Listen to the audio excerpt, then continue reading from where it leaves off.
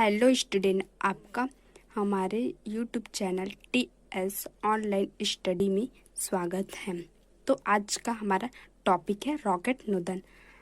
अक्सर आपने आकाश में अथवा टीवी चैनल में या मोबाइल में रॉकेट देखे ही होंगे। तो आपने कभी सोचा है कि रॉकेट किस सिद्धांत पर कार्य करते हैं? चलो इससे पहले हम जान लेते हैं कि रॉकेट नोदन से संबंधित प्रश्न एग्जाम में किस प्रकार पूछे जाते हैं। तो आपके सामने प्रश्न होगा कि रॉकेट नोदन के सिद्धांत लिखिए तथा इसके त्वरण का व्यंजक व्युत्पन्न कीजिए। ठीक, तो आज हम इसके बारे में अध्ययन करेंगे। तो चलिए हम अब इसका हल करते हैं। इसके लिए सर्वप्रथम आप पुनः प्रश्न को रिपीट कर लीजिए कि प्रश्न में क्या है। इसके त्वरण का व्यंजक व्युत्पन्न करने के लिए कहा है।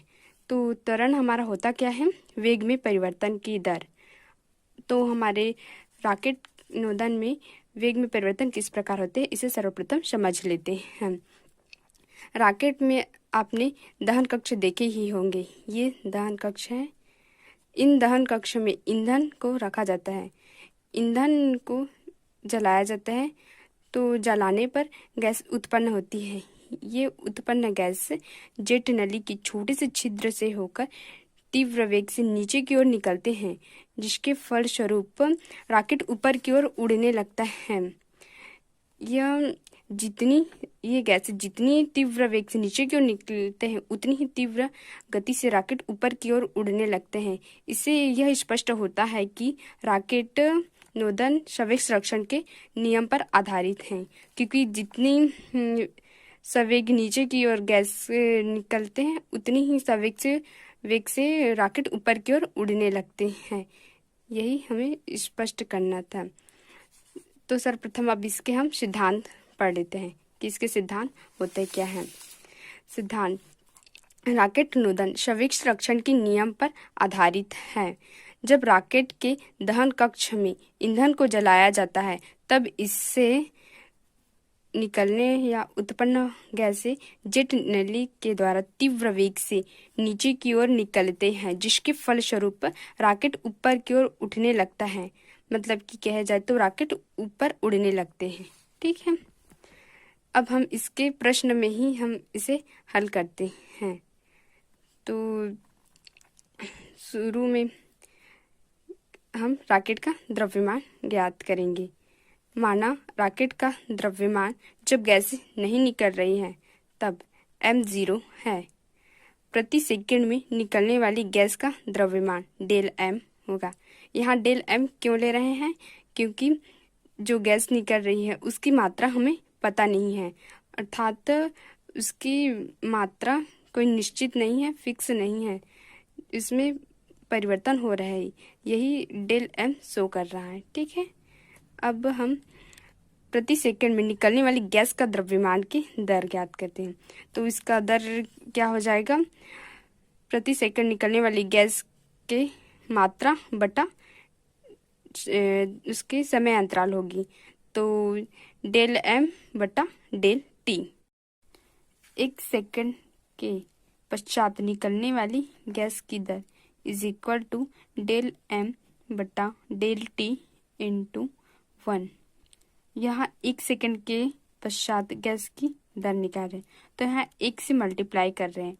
यदि हम 2 सेकंड के लिए निकालते हैं तो यहाँ पर 2 का मल्टीप्लाई होगा। इसी प्रकार यदि हम t सेकंड पश्चात निकलने वाली गैस की दर निकालते हैं तो यहाँ पर हमें t का मल्टीप्लाई करना होगा। तो हमें t सेकंड पश्चात निकलने वाली गैस की दर क्या मिलेगा? डेल m बटा डेल t इंटू t। ठीक है, अब हमें रॉकेट का संवेग ज्ञात करना है। तो संवेग क्या होता है? वेग गुणित द्रव्यमान। तो सर्वप्रथम हम रॉकेट का द्रव्यमान ज्ञात करेंगे। अतः रॉकेट का द्रव्यमान is equal to m0 minus del m बटा डेल t इंटू t। यहाँ रॉकेट का द्रव्यमान कितना होगा? जब गैस नहीं निकल रही है उस समय द्रव्यमान से t सेकंड पश्चात निकलने वाली गैस की दर से घटाने पर हमें रॉकेट का उस समय के द्रव्यमान ज्ञात होगा। ठीक है, तो रॉकेट का द्रव्यमान कितना प्राप्त होगा, m0 माइनस डेल m बटा del t into t. 1 second के पश्चात निकलने वाली गैस की दर is equal to del m बटा डेल t इंटू 1। यहाँ 1 सेकंड के पश्चात गैस की दर निकाल रहे हैं, तो यहाँ 1 से मल्टीप्लाई कर रहे हैं। यदि हम 2 सेकंड के लिए निकालते हैं तो यहाँ पर 2 का मल्टीप्लाई होगा। इसी प्रकार यदि हम t सेकंड पश्चात निकलने वाली गैस की दर निकालते हैं तो यहाँ पर हमें t का मल्टीप्लाई करना होगा। तो हमें t सेकंड पश्चात निकलने वाली गैस की दर क्या मिलेगा, डेल m बटा डेल t इंटू टी। ठीक है, अब हमें रॉकेट का संवेग ज्ञात करना है। तो संवेग क्या होता है, वेग गुणित द्रव्यमान। तो सर्वप्रथम हम रॉकेट का द्रव्यमान ज्ञात करेंगे। अतः रॉकेट का द्रव्यमान is equal to m0 minus del m बटा डेल t इंटू टी। यहाँ रॉकेट का द्रव्यमान कितना होगा, जब गैस नहीं निकल रही है उस समय द्रव्यमान से t सेकंड पश्चात निकलने वाली गैस की दर से घटाने पर हमें रॉकेट का उस समय के द्रव्यमान ज्ञात होगा। ठीक है, तो रॉकेट का द्रव्यमान कितना प्राप्त होगा, m0 माइनस डेल m बटा डेल t इंटू टी।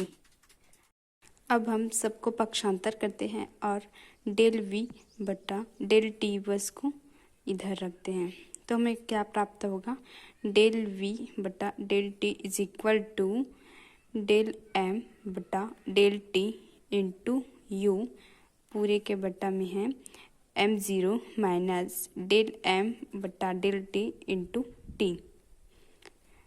चूँकि वेग में परिवर्तन क्या होता है, त्वरण। वेग में परिवर्तन की दर हमारा त्वरण होता है।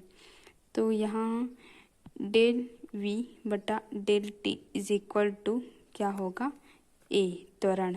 ठीक है, तो त्वरण इज इक्वल टू क्या मिलेगा, डेल m बटा डेल t इंटू यू पूरे के बटा में m0 माइनस डेल m बटा डेल t इंटू टी। यही रॉकेट में उत्पन्न त्वरण के लिए व्यंजक है। हमें इसी को ज्ञात करना था। अब हम रॉकेट में उत्पन्न त्वरण के अधिक होने के लिए शर्तें ज्ञात करते हैं। तो इसकी निम्न शर्तें हैं। पहला, डेल m बटा डेल t का मान अधिक होना चाहिए, अर्थात प्रति सेकंड में निकलने वाली गैस का दर अधिक हो, अथवा कहा जाए तो ईंधन की दहन की दर बढ़ना चाहिए। ठीक है, फिर इसकी दूसरी शर्त है, गैस का वेग u अधिक होनी चाहिए। गैस का वेग u जितनी अधिक होगी उतनी ही अधिक वेग से रॉकेट ऊपर की ओर उड़ने लगेगा, अर्थात उसकी त्वरण का मान भी बढ़ेगा। अब हमारा लास्ट एवं तीसरा शर्त है, m0 माइनस डेल m बटा डेल t का मान कम होना चाहिए, अर्थात रॉकेट का द्रव्यमान कम होना चाहिए।